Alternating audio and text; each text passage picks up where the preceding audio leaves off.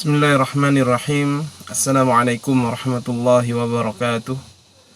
Bismillah walhamdulillah wassalatu wassalamu ala rasulillah wa ala alihi wa sahbihi wa man walah amma ba'du. Pada pertemuan kali ini kita akan membahas tema yang sudah kita pelajari kemarin, yaitu tentang didahulukannya kritik sanad atas kritik matan. Dan ini adalah materi pendalaman. Kemarin teman-teman sudah berdiskusi dan sekarang kita akan memperdalam materi ini. Jadi seperti yang kita ketahui bahwasanya para muhaddis kita telah memberikan perhatian yang sangat besar baik terhadap kritik sanad ataupun kritik matan. Dan kita kemarin sudah menunjukkan bukti-bukti bahwasanya para muhaddis kita tidak hanya memperhatikan kritik sanad tapi juga memperhatikan kritik matan. Namun dari realitas memang para ulama muhaddis kita sangat memberikan perhatian yang lebih terhadap kritik sanad, walaupun tidak menafikan kritik matan ya. Memang kita lihat sebagian besar ulama muhaddis kita sangat memperhatikan kritik sanad. Sebagian yang lain mereka memperhatikan kritik matan. Jadi porsi ulama yang memperhatikan kritik sanad lebih banyak. Kebanyakan para ulama kita memperhatikan kritik sanad lebih daripada kritik matan.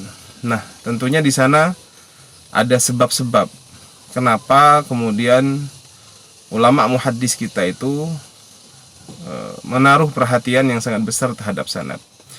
Ada 4 sebab utama yang kita lihat ditulis dalam buku tersebut ya. Yang pertama adalah nilai penting sebuah sanad ya.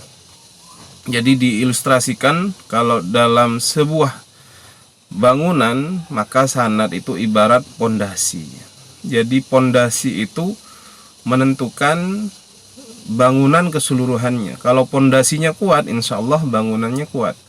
Tapi kalau pondasinya sudah tidak kuat, maka dikhawatirkan bangunannya akan tidak menjadi kuat. Maka posisi sanad dalam hadis itu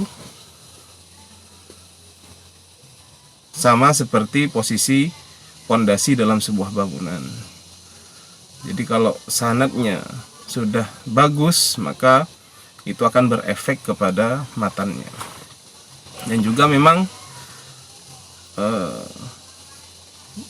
dikatakan bahwasanya hadis-hadis yang mungkar itu tidaklah datang kecuali dari para perawi-perawi yang mungkar. Artinya ada korelasi ya. Korelasi antara kritik sanad dan kritik matan, dan sebenarnya kritik sanad ini adalah tujuannya untuk khidmah atau bantuan bagaimana kita nanti mengkritik matan. Jadi nilai kritik sanad itu memang sangat penting ya dalam ulumul hadis ini.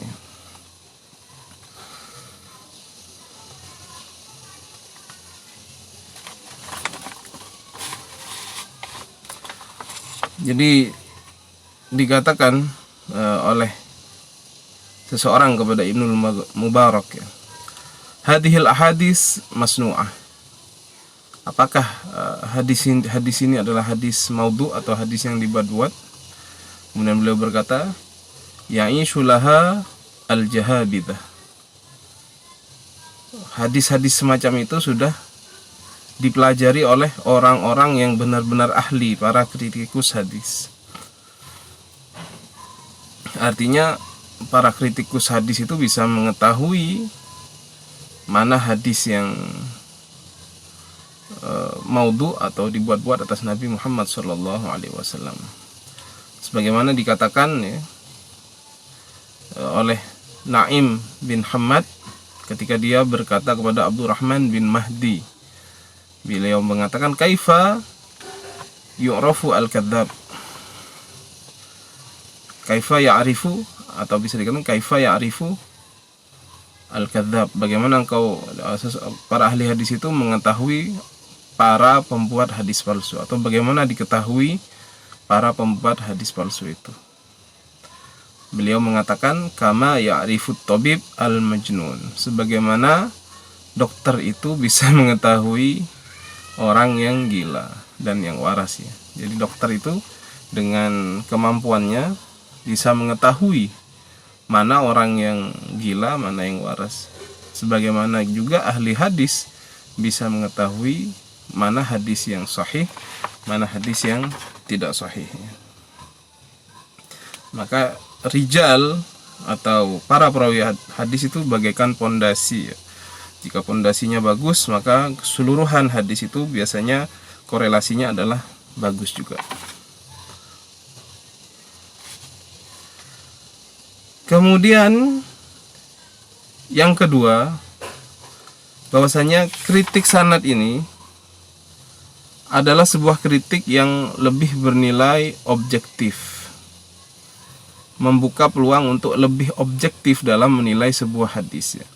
Karena dalam kritik sanad, ketika kita memeriksa nama-nama perawi, kita akan memeriksanya dalam buku-buku atau disebut biografi para perawi, dan itu sudah ada standar penilaiannya. Ada penilaian oleh ulama, misalkan seorang perawi dinilai thiqah, seorang perawi dinilai dhabit, seorang perawi dinilai tidak thiqah, misalkan. Itu sudah sangat rigid dan sudah ada standarnya. Artinya kalau menggunakan kritik sanad ini nanti hasil penelitiannya ini lebih objektif, karena memang sudah ada buku-buku perawi para hadis, dan semua ulama para perawi hadis sudah ada penilaiannya, ada jarh wa ta'dilnya, baik penilaian baik ataupun penilaian buruk. Jadi terlihat sangat objektif sekali akhirnya kalau kita mengkritik sebuah sanad, karena akan terlihat mana perawi yang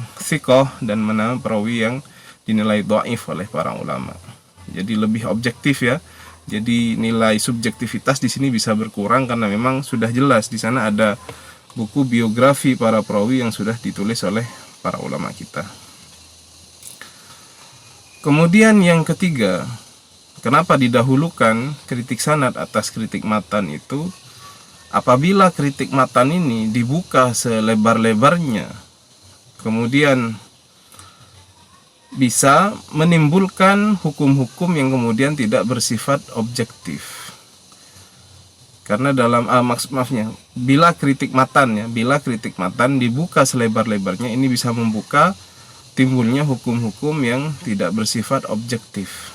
Karena dalam matan hadis itu bukan hanya terdapat sesuatu yang sharih, tetapi kadang-kadang ada yang hadis mutasyabihat, kemudian ada hadis yang di sana mengandung majas, ada hadis yang mengandung isti'arah, dan itu apabila dipahami oleh orang-orang yang tidak paham tentang ilmu tersebut, itu akan bersifat bahaya sekali, salah dalam memahami hadis, dan akhirnya hadis itu dinilai dhaif karena memang ketidaktahuan orang tersebut. Akhirnya tidak objektif, menjadi subjektif penilaiannya. Makanya ulama mengurangi atau tidak membuka pintu untuk kritik matan ini seluas-luasnya, karena memang hanya orang-orang tertentu yang bisa mengetahui detail-detail dari kritik matan tersebut. Kemudian yang terakhir, kenapa kritik sanad didahulukan atas kritik matan ya? Karena para kritikus hadis itu sengaja mengkritik sebuah hadis itu dari segi sanadnya. Kenapa? Karena agar para perawi hadis tersebut tidak menanggung beban dalam meriwayatkan hadis-hadis yang mungkar. Jadi ada seorang perawi kemudian ditadlis, dia suka tadlis, artinya misalkan dia mentadlis sebuah hadis. Tadlis itu misalkan dia tidak mendapatkan hadis dari seorang guru yang dia sebenarnya belajar dari orang tersebut, tetapi dia mendapatkan dari guru yang lain, tetapi